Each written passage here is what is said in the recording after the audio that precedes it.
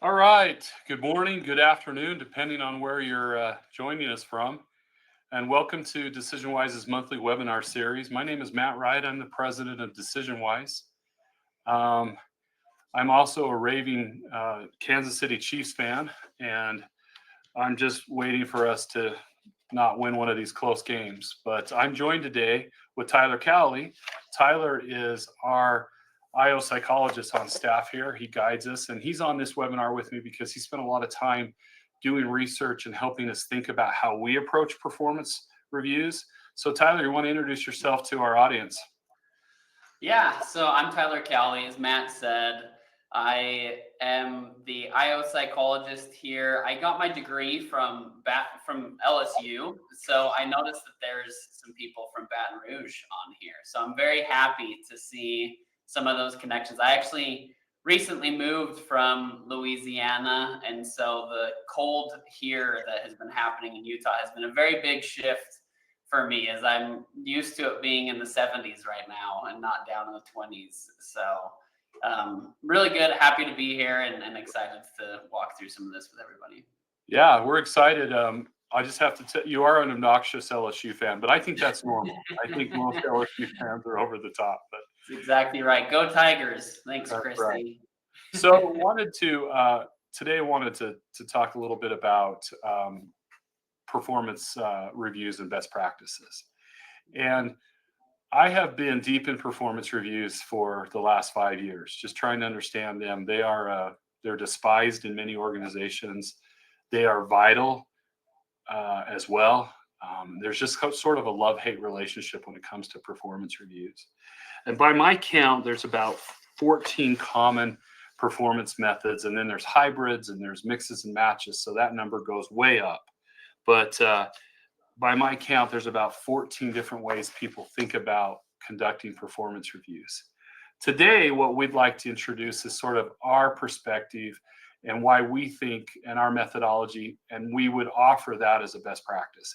You may disagree, and certainly there will be others who see things differently, but this is hopefully we give you the chance to learn a little bit about why the way we think we should conduct performance reviews. So we're going to start with an audience question, and would love for you just to populate this in the chat into the chat. What is the single biggest challenge with performance reviews? So in your organization, or if you've experienced it in your career, what is the single biggest challenge with performance reviews? I would like to share my first performance review. I started my career at Deloitte, one of the big four accounting firms. And the way the performance reviews go was there was a lot of bustle. All of us who were staff at the time heard that people were meeting in a conference room to talk about us. So we would find excuses to walk down the hall to the copier or whatever and kind of try to get a sense of what was happening in this conference room. I eventually was called in. I was given a number on a Post-it note, literally a Post-it note. And that was my performance review. No one sat down. No one talked to me about it. I did good. I did fine, but that was my performance review. And so I want to see if what you think are some of the challenges with performance reviews. So what have you been seeing, Tyler? Have you been watching the chat? Yeah, so lots of comments around time, both from individuals taking the time to give the feedback as well as finding the time to give feedback. We're also seeing some of the comments around the meaningfulness around the actual feedback, not as actionable or not as meaningful for the individuals to be able to move forward with those insights. And then just the quality of the actual reviews, making sure that people are getting rated in the way that makes sense to them, and the quality is helping them to be able to move forward. So. We're going to dive into this, but there's been a lot of talk in our industry about performance management, and that is actually something that's slightly different than performance appraisal. And we're going to define that here. But either way, having objective criteria that's fair and non-discriminatory, that's important. One thing I will tell you is that employees do want to know where they stand with the organization. So this myth that employees don't want performance reviews, yeah, they don't want to go through the process. They don't want to have the uncomfortable angst that I experienced as I was pacing outside that conference room my first year at Deloitte. But they do want to know if they're meeting the grade and how they're performing. So I'm going to answer in kind of a jokey way.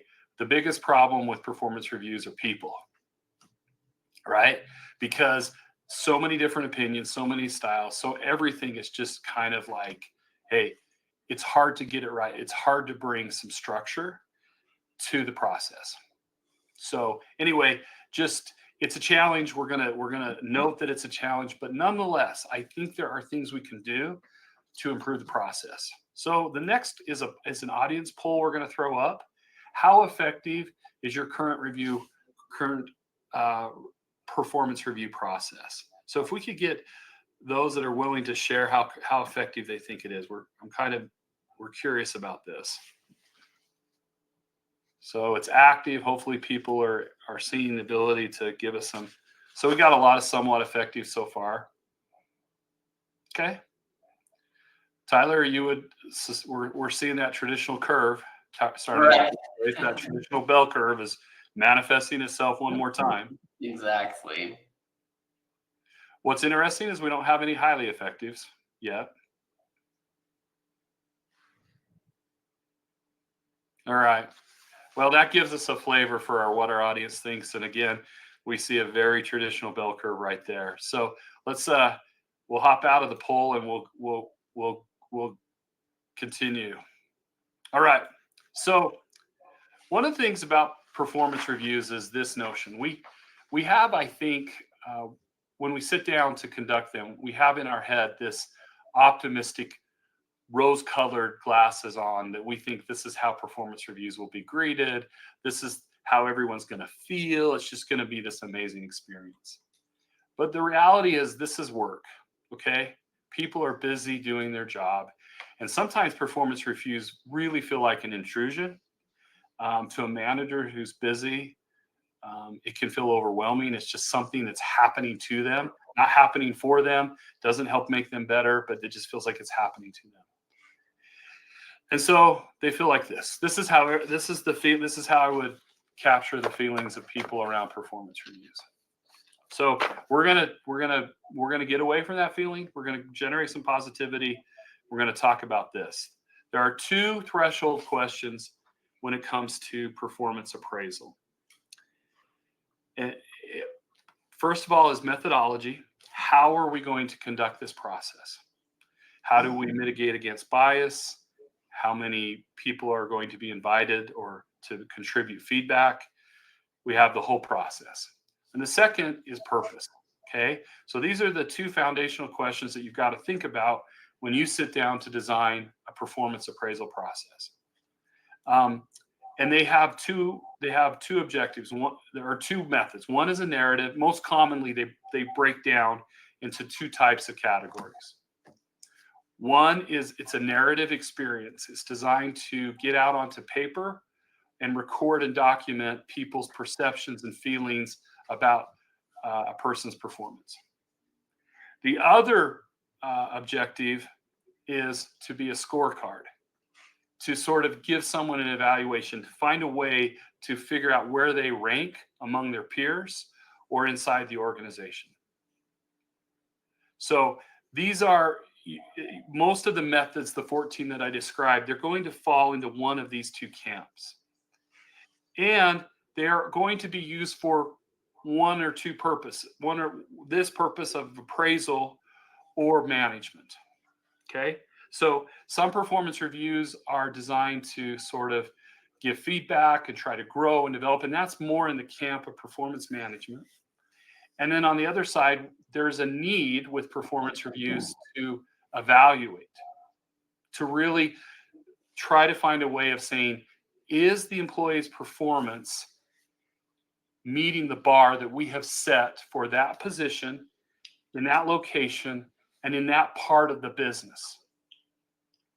So I'm going to throw up the way we define performance evaluation. Okay.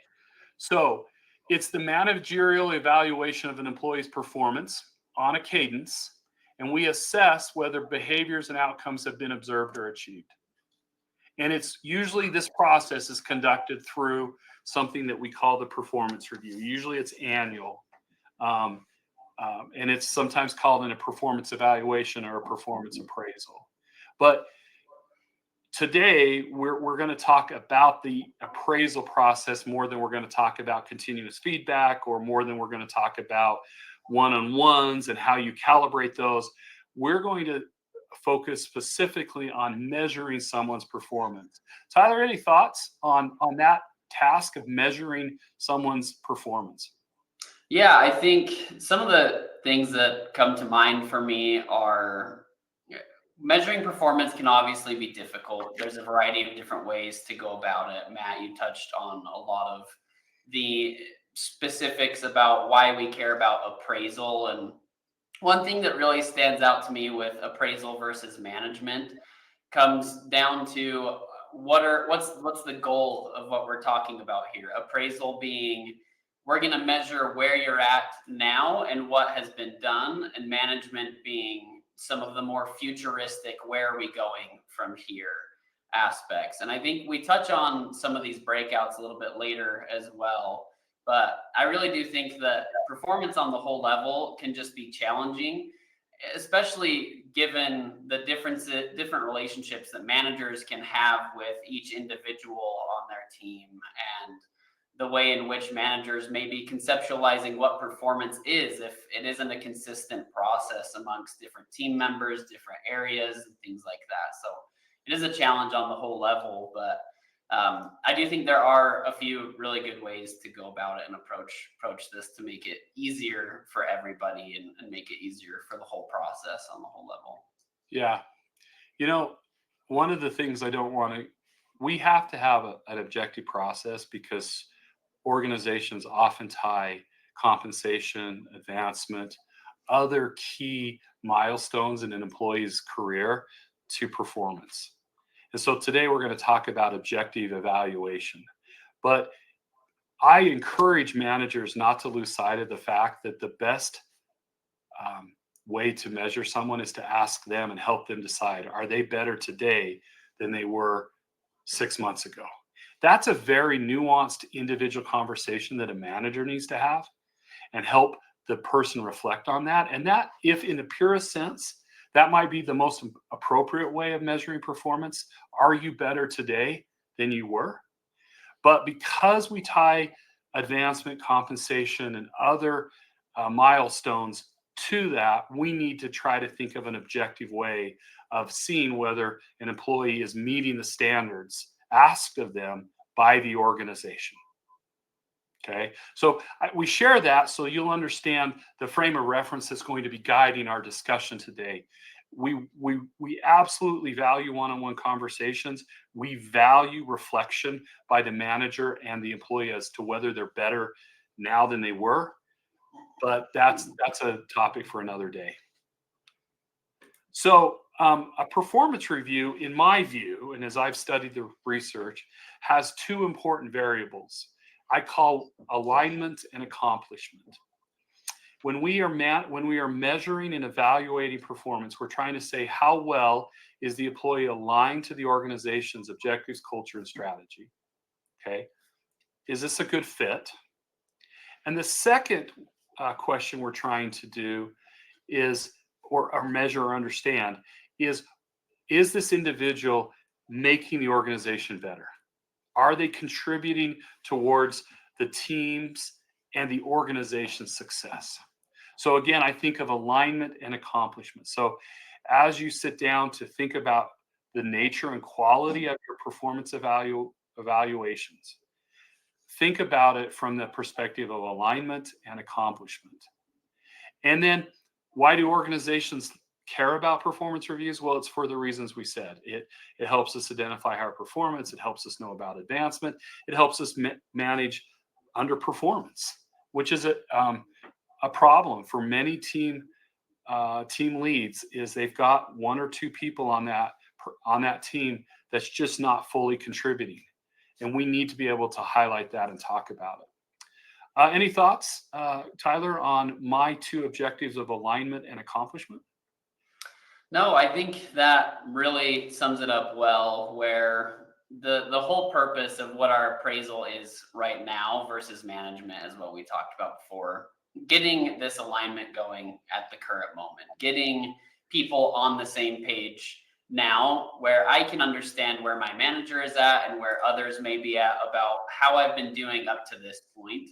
And then we really go from there to try to help establish greater objectives.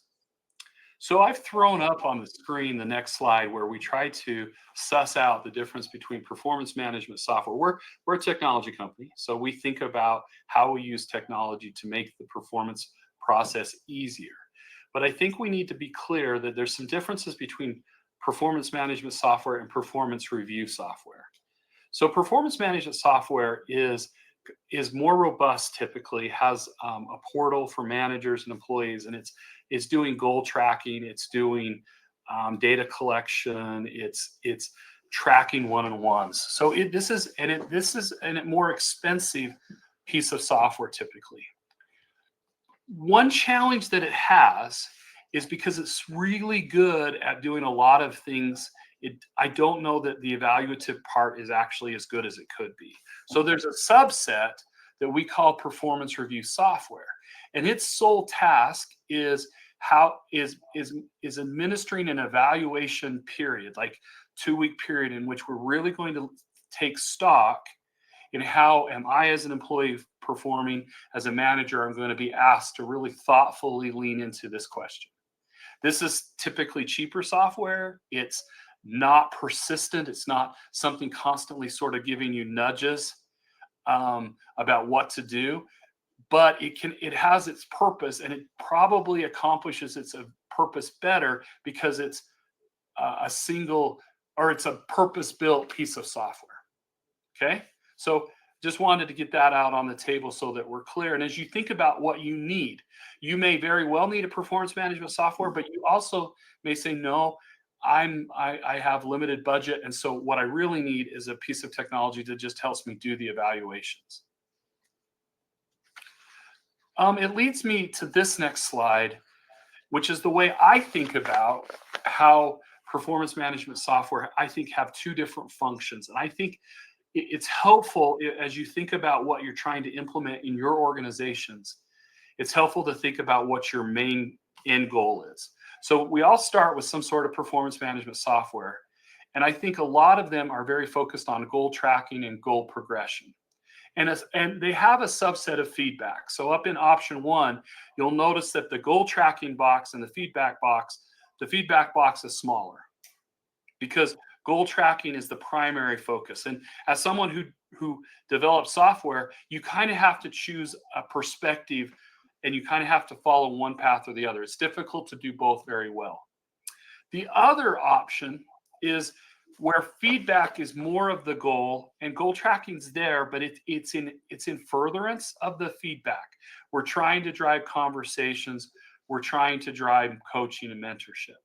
So again, use this rubric or this methodology as you evaluate your options, whether that's internal forms that you circulate and people fill out Word documents or PDFs and send back to you, or if you're evaluating a formal piece of software. Ask yourself, what are we really trying to accomplish? And just note that it's very, very rare to do both. It's nice to think you're going to do, but I would encourage you to realize it's sort of one or the other. Are you trying to support goal tracking as sort of that, or are you trying to support conversations? Any comments you want to throw in here, Tyler? I think that really covers a good breadth of where these big key differences are at in what's our purpose, what's our goal here, and performance evaluation being such a big key to helping employees know where they are currently and where the manager, where others within the organization want them to be at, want them to go. It helps really align some of those areas that may be misaligned at the current moment. So, yeah. So I'm going to share my perspective. When I asked the question, what's the biggest challenge about performance reviews, and people share their thoughts in the chat. Mine is that they do take time. They are logistically demanding. But my thing is that I often think they don't lead to a meaningful conversation. So whatever your output is, our goal is that someone can sit down and have feedback about how whether they're where they're succeeding, where maybe they're not fully aligned, where they're contributing most effectively, and where a manager needs them to step it up. We need to get without a conversation, the goals don't matter in a way. Like you've got to have a baseline conversation and have a scenario where there's real understanding between the employee and the organization as to whether it's a good fit. Are you doing the things we ask of you in a way that's helpful? That's what I think is, to me, the biggest challenge in many performance review processes is we don't get to that very core conversation.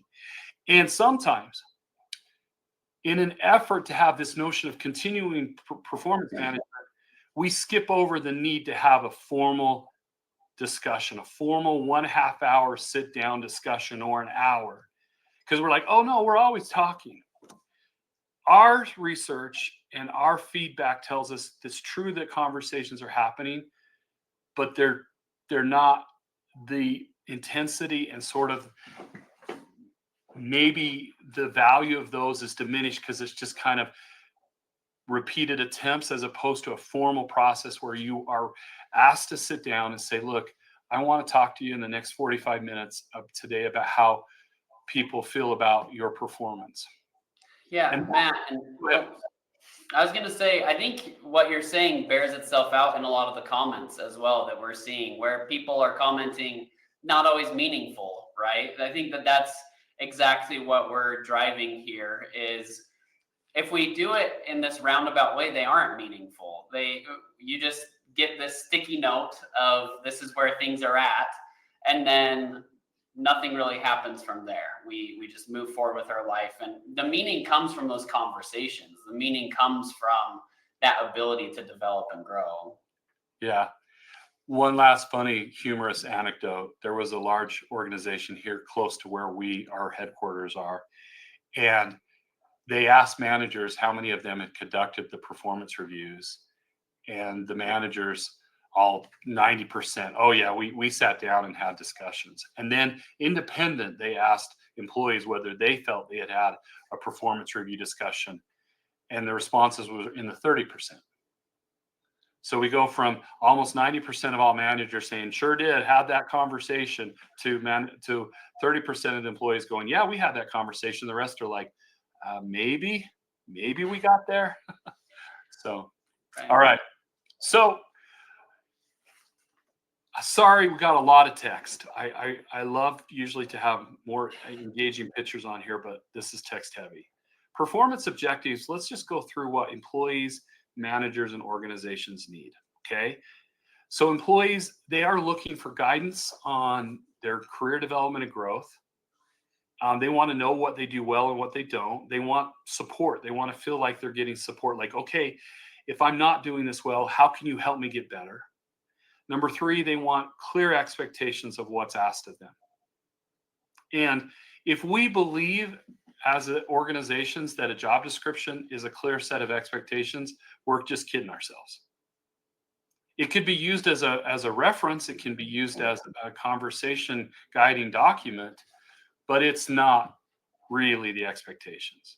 The managers need to be very clear about that. And then they do want a fair and objective evaluation process. Look, if we're going to do this, I want to at least have some sense of fairness. Managers, they need a way to score employees so that they can allocate rewards. They need to align their team members with their objectives. They need a way to say, hey, I need more from you here. They want the employee to comply. They want them to realize this is the standards of performance that we ask of you, and this is where we need you to improve. And then, or to say thank you, right? A very good outcome is for a manager to also highlight these are the ways that you're really making this team better. And then they need a simple to use system that just isn't overwhelming. And then organizations, they're looking for insights for planning. They're looking for how to look at their OKRs. They want data. The organization wants to get smarter as a result of the performance appraisal process. And so we have three sort of audiences that all have some overlapping elements, but some very individualized elements that they're trying to accomplish. Yeah, and one note as well here that I like looking back at some of those comments again, because we have this point about a simple to use system that managers can use. That really ended up being one of the top things that most people commented on is time. And that can come down to complexity, what we're rating on, the amount of energy and effort that we're putting into what am I actually looking at? What am I rating you on? How much time do I have to go through this whole process to give you the feedback? And so a lot of that can come from excessive complexity that's not necessary, and that can make things challenging for these managers. So I really like highlighting that one point here on this slide. Yeah, thanks for sharing that perspective. I agree. As HR leaders, I want to encourage you that your job is to reframe performance reviews from something that must be endured by everyone in the organization to an opportunity for employees to know where they stand, and for managers to at least have once a year know they've got to sit down and have a meaningful conversation about someone's performance. And that that performance reviews are not a necessary evil. They are a key tool to helping deliver feedback in a way that can improve the employee and improve the overall team's performance. We've got to be champions for, hey, this is really an opportunity, not drudgery. So, okay, Tyler, I want you to talk to us a little bit about kind of how you started thinking about, as we tasked you with, hey, help us build the right appraisal instrument. Talk to us a little bit about the process you went through and kind of how you decided to break down the appraisal. And we'll start with the three sort of domains that you explored. Yeah, so first and foremost, as an IO, my natural tendency is to dive straight into the literature and look into what is all of the academic, really research-based findings looking at around performance appraisals. And one of the things that you see pop up are how performance is complex, and a lot of that comes down to the fact that performance happens differently within each different level of your job.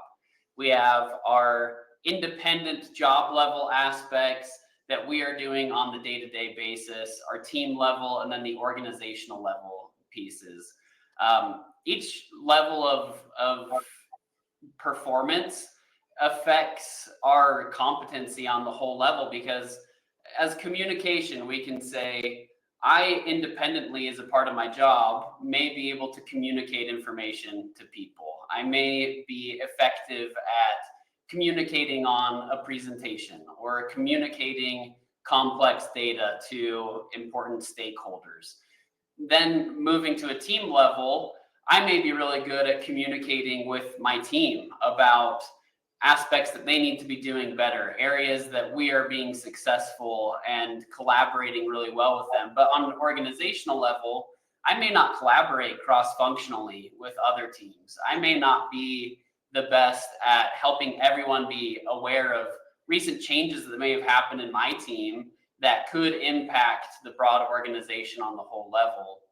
As an example, we recently have been working with some different organizations, and one of the big pain points was oftentimes we don't know with this team what's happening, who we're supposed to be contacting, because someone may have shifted to a new department, someone may have been let go, and then our clients or our customers are saying, hey, this person we were told is gone, and me and my individual team in the organization, I didn't even know that person was gone. And so this communication piece, it happens across these three different levels. And there are a variety of different other competencies that we'll touch on a bit more as well. But really, that's where this breaks out, is literature, a lot of academic, reliable data showing these three pieces are independent of each other, and they impact the organization on the whole level in very different ways that need to be focused on. Yeah, what I took away from this when you came back and we were sitting side by side and you were explaining this to me is a performance evaluation that does not consider someone's performance in the job level, domain, or context at the team level and organization isn't robust enough. If all we're doing is measuring their contribution at a team level, often we know that everybody loves their team. They may just score everyone super high, but we're not getting a complete picture. And so as you think about your criteria, how you want to evaluate, think about the necessity to consider each of these areas and how we have to have some visibility in the job, team, and organization. Okay, let's jump to the next thing, which is we call it the DecisionWise grade 8, but we stole that, right? We stole that from kind of the literature. Would you walk us through kind of the main behavioral areas that the literature says we should consider? Yeah, so when looking into a variety of different performance appraisal pieces that have been published, oftentimes these 8 aspects factor out.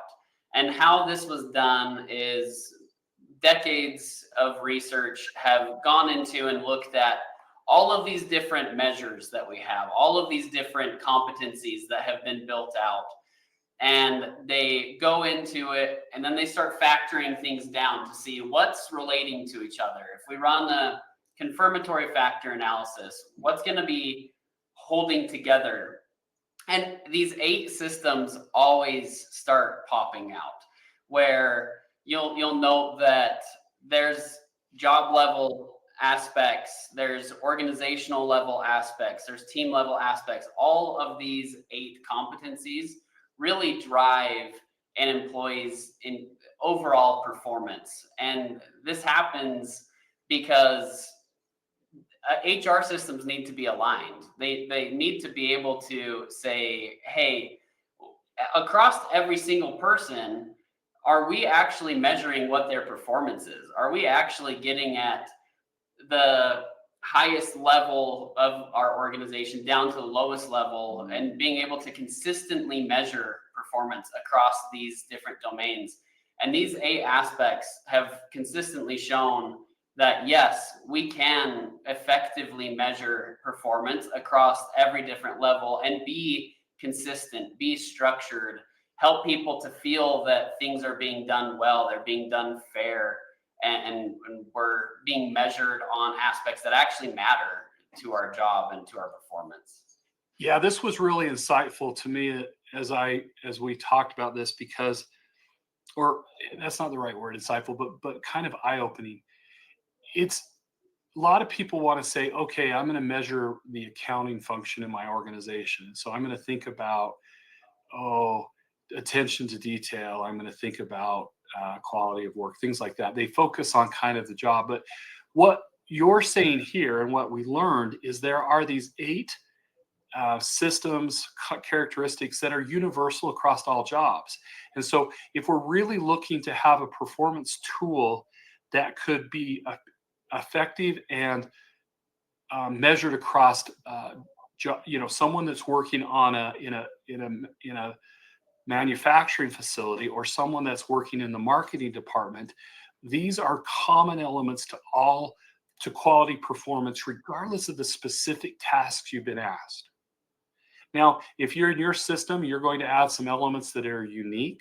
Great. Our sense is, look, what HR should roll out are foundational concepts and then ask managers to reflect on someone's performance at an individual level. Like, hey, I really like how detail oriented you are as a accounts payable clerk.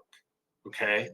But what we are suggesting is these type of things are applicable in every type of job inside an organization. And let's look at one. Let's look at learning. Why do we think, Tyler, that learning is applicable regardless of whether you're managing the security booth downstairs, or you happen to be the head of marketing? Yeah, so learning, I think, is a great example here because this is really looking into, are you open to feedback? Are you willing to continue your progress within the organization? Are you willing to have somebody come to you and say, hey, I have this idea and I think this would be really effective.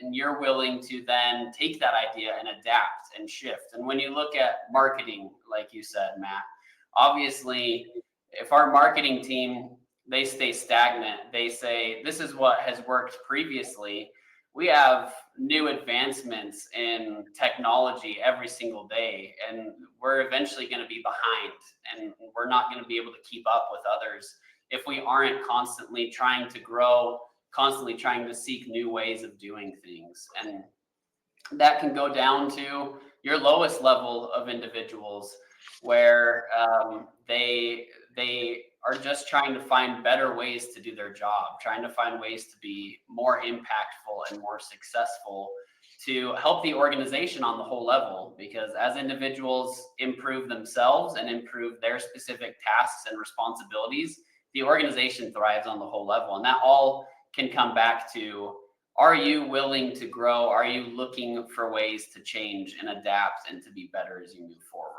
So Tyler, I'm going to throw up a question. Do these grade 8 also fit for formal leaders and supervisors, or do you have a separate set? We grappled with this issue. What was your findings? What were your findings there?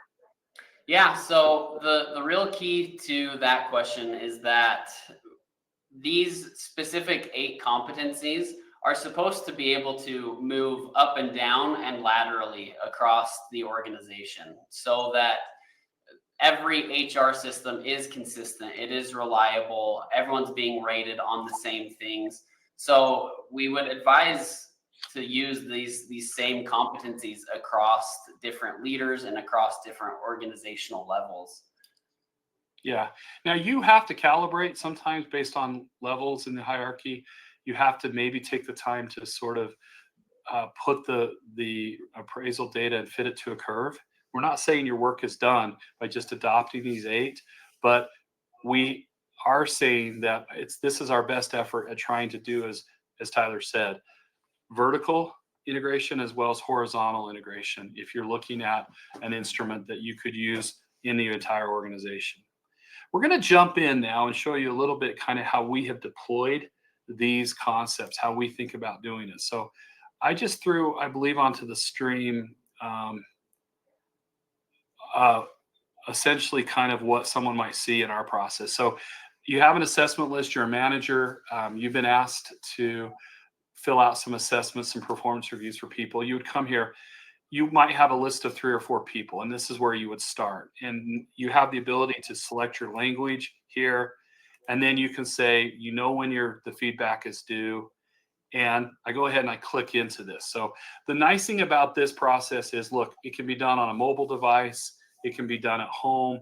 It's trying to take the nightmare of shuffling pieces of paper around and getting it. The other thing we're going to show is how we're trying to essentially merge the 3 most common and preferred styles of performance reviews. That is managerial assessment. Well, it's actually 4: personal narrative, a rating scale, and a behaviorally anchored scale, and add in feedback from more than one person, to use multi-rater feedback so that maybe we have a couple of peers, maybe we have a vendor participate in the process. So this is going to get sent out to an audience of contributors, people that are able to contribute feedback. And then it's going to bring it back together and aggregate it. Of course, we'll weight some information from a manager different than we weight others. But by having a blended system that is also focused on others' perspectives, the fairness perception goes way up. The defensibility and the legality of it goes up, because you're not reliant solely on a manager's interpretation. You're getting feedback from others. So in this case, the view you see would be a manager. They come in, they click on this, and they've you've got your company logo, and they're like, okay, we're asking you to do this for Aaron. And then what we do is we have quality of work. We've described again what the quality of work is, and then we have 3 questions that each align to job, team, and organization. So we have fully meets, which is we're trying to guide the eye to that middle score so that we can create a proper curve.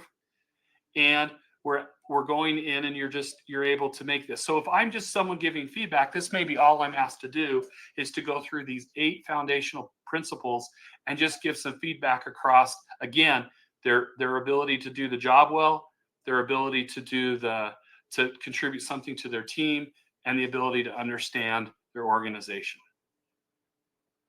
If you come down next to decision making, it's the same thing. We talk about what the behavior of decision making is, what are the attributes associated with that, and then we look at, okay, on an individual level, are they making timely, effective decisions? Do they look to others for feedback? And then do those decisions correlate with the needs of the organization? You can see our attempt to feather in the 3 areas of individual, job, team, and organization. And then we just go through the 8 that we were discussing there. Okay, makes sense? Tyler, any thoughts?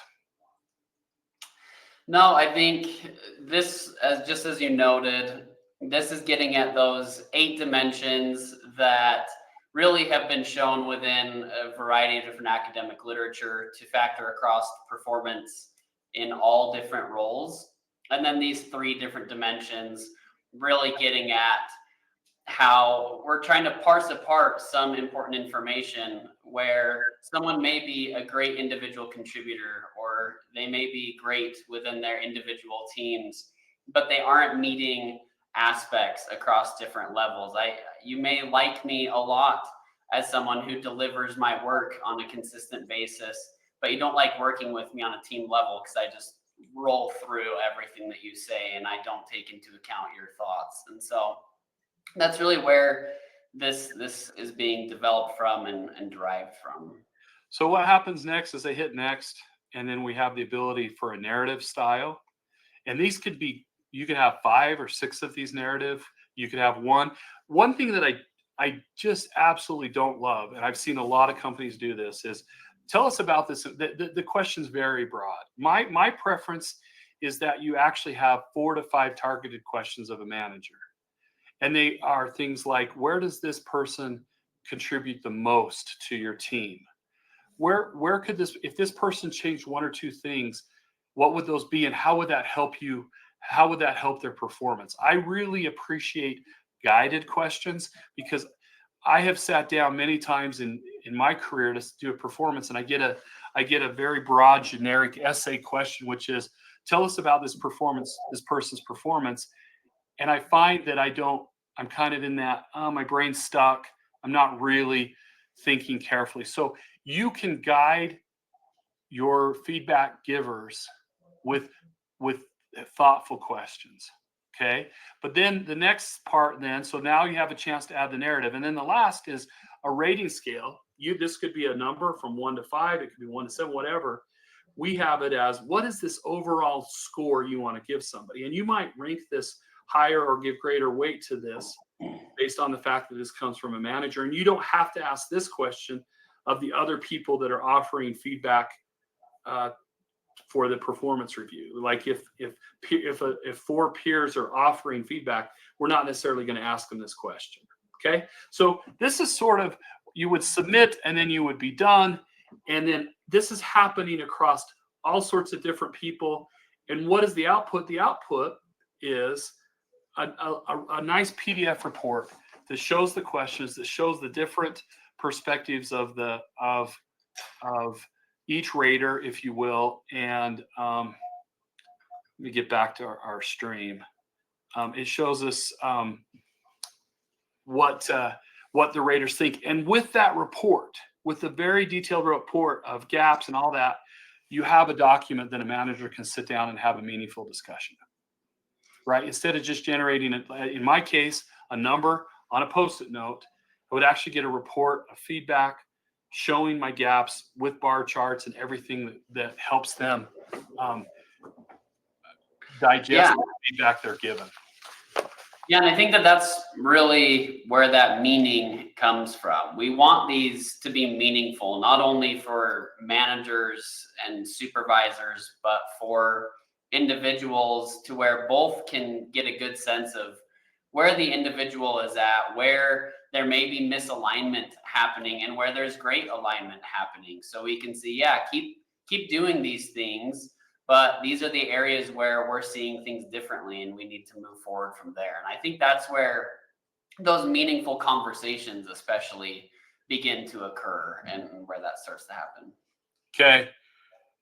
So our thoughts on, we call it the DW performance appraisal, but our thoughts on why we really believe you've got to have a focus on actual behavior, right? Let's not just say, how is this? It's very hard to say, is this person a 1 or a 2? But when we ask them, are you observing the behaviors, and they're able to sort of see the scale? We want to have feedback from a variety of people in order to increase perceptions of fairness. We want to use an instrument that is consistent and is researched backed. And we want to do that so that we can use it across the organization. Oh, there's a question about the report. Let me see if I can grab that, which means you have to, Tyler, do some talking while I see if I can find that report, okay? Great. Yeah, that's great. And I have a piece that I really wanted to emphasize with this as well. When we discuss how this aims to both improve individual team organizational alignment and avoid some of the common issues that arise, we've noted within the literature that employees are more likely to accept negative feedback or critical feedback when they feel that there's a sufficient sample of actual behavior. When employees feel that, yeah, both my team, my supervisor, and maybe my direct reports or others are all seeing the same things with me here, this is obviously an area that would be beneficial for me to improve. It helps them to be able to move forward better. It also helps them to understand what their job duties are, what people are expecting of them within these different facets and different areas.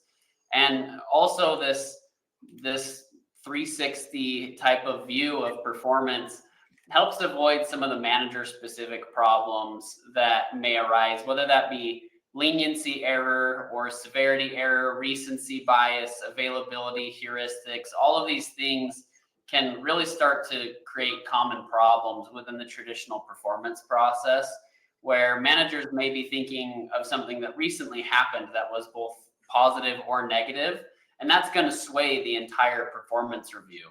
But if we have multiple people who are thinking of things from a variety of different perspectives, it really helps to, as Matt mentioned, make things more defensible, more consistent, more reliable for that individual employee.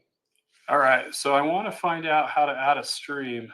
I've got to sample the report, and I'm trying to figure out how to add that. So guys, this is where I'm maxing out my knowledge of webinar technology. All right, let me share my screen, and I'm gonna share this.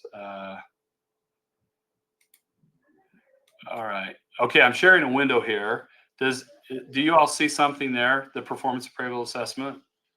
Tyler, help me out. Are you seeing this? Oh, it popped up now. Okay. So what you would see is who's been invited to participate in the review. You would then see their competency summaries based on the grade 8. You would see how they score. You would see the gaps between the different groups. And then you can work through this as a manager. You have a document to guide your discussion. One of the hardest parts is when there's nothing to react to. But you can walk through and say, hey, why is it you think you scored yourself here, but others scored you higher? And you can draw out thoughts and ideas and discussions. Like here, the supervisor, the average score was a 4.3. So this is what a report would look like. We can do a competency score distribution so we can see what the highest area of behavior was. We can go through and see a gap summary. All of this information is rich so that you can see the comments and focus on them. So that is how we look at the report. And what we love about it, it's a PDF that you can sit around and have a conversation. You can schedule a time. We even have scheduling software that schedules a time for your appraisal to have it happen with your manager, and that report's automatically delivered, and then they show up and they can have a meaningful conversation about how they're doing. We believe that our goal is to not only do good science, thank you, Tyler, and provide consistent evaluations, but then to give a work product out that managers can go ahead and have a conversation around. And it's something meaningful. Like, instead of a Post-it note, you have a real report that you could evaluate. It looks like a 360, but it's not designed the same way. Different questions, different research, but it has different perspectives and so on. And we really have had a lot of organizations curious about how we approach performance. I just want to throw up one last thing for you, and that is a little bit of a what is our goal in all of this? This is my aspirational sort of the why behind what we try to do. And that is, as a manager, your job is to help every employee find a purpose, a path, and a place inside that organization.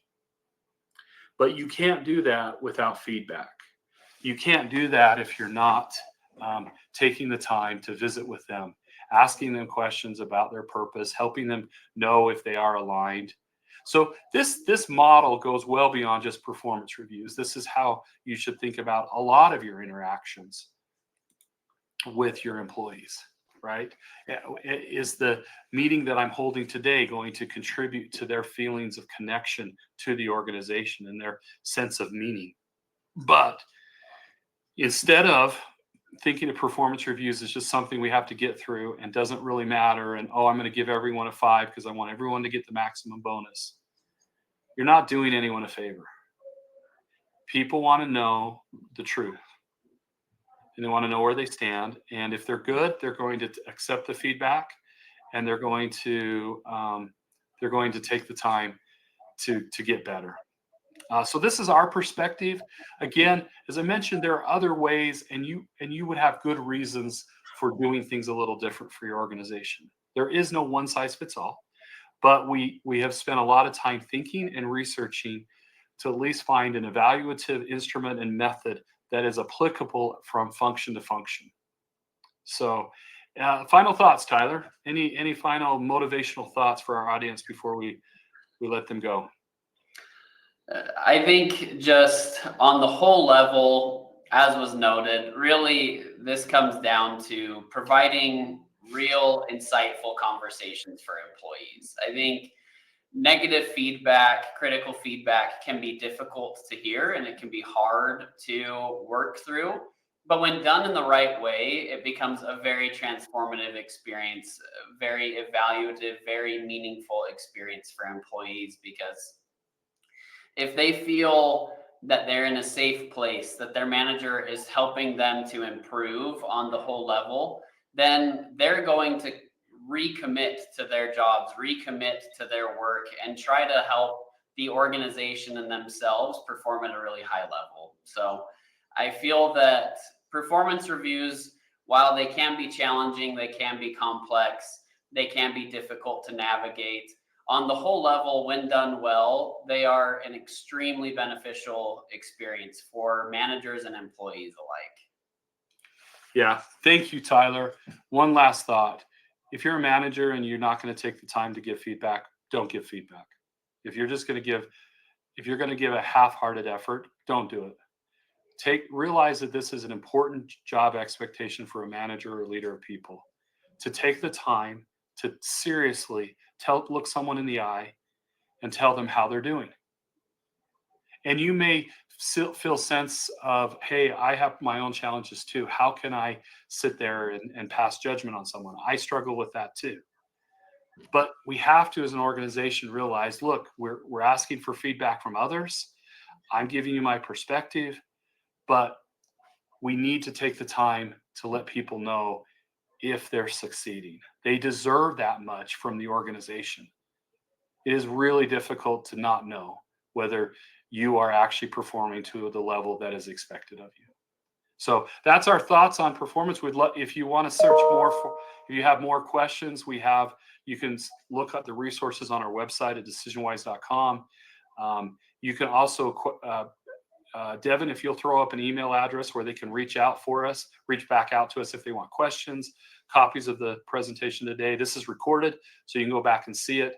But we really appreciate your participation today, everyone. And are there any final questions before we hop off? If you can throw them into the chat, we'll try to cover them.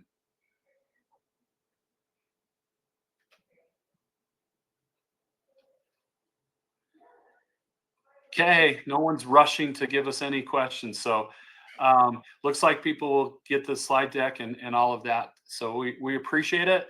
Thanks, everybody. Have a good one.